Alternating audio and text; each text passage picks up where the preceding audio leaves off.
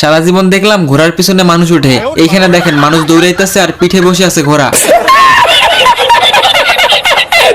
তো এই বলদে ফুটপাতে হাঁটতেছিল, হাঁটতে সমস্যা হইতেছে দেখা পা পেঁচায় গিট মেরে দিছে।